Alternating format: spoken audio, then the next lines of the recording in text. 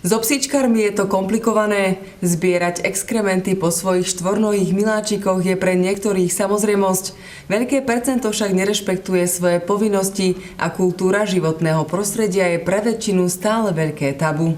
Znečisťovanie verejných priestranstiev je pre psíčkarov v Poprade do veľkej miery neznáma kapitola. Hlavne ak ide o zbieranie výkalov, obzvlášť vo vyznačených zónach. Týka sa to zón, kde sú vytvorené oddychové plochy a detské ihriska. Takéto zóny sa nachádzajú na sídlisku Juh 3, sídlisku Juh 5, taktiež na sídlisku v Matejovciach na ulici Alendeho. Sú tam značky s mapami, že je to zóna bez psov.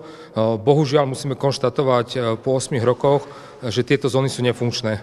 Mnohokrát aj vo večerných pobedných hodinách v tejto zóne je viacej psov ako detí. Po upozornení na nekultúrny prístup často dochádza k slovným výmenám a pritom stačí len prebrať zodpovednosť do vlastných rúk. Stretávame sa s tým, že mnoho rodičov upozorní toho majiteľa psa, toho psíčkara, že nachádza sa v zóne bez psov. Mnohokrát tie odozvy sú také, že však ja o tom neviem, že tu je zóna bez psov, ja si platím dane a tadiaľ to môžem chodiť. Realita je trošku iná, nakoľko vlastníci psíkov tieto značky nerešpektujú a napriek tomu do týchto zón vstupujú a navyše znečistujú prostredie. Tu je strašne veľký priestor práve v osvete, aby sme tým majiteľom psom vysvetlili, toto je zóna, ktorá je pre našu budúcnosť, pre naše deti, aby vedeli, že za akým účelom to vzniklo. Pri nerešpektovaní zákazu vstupu so psom vo vyznačených miestach chce preto radnica konať razantnejšie, ako tomu bolo doteraz. A to v zmysle všeobecne záväzného nariadenia číslo 8 z roku 2007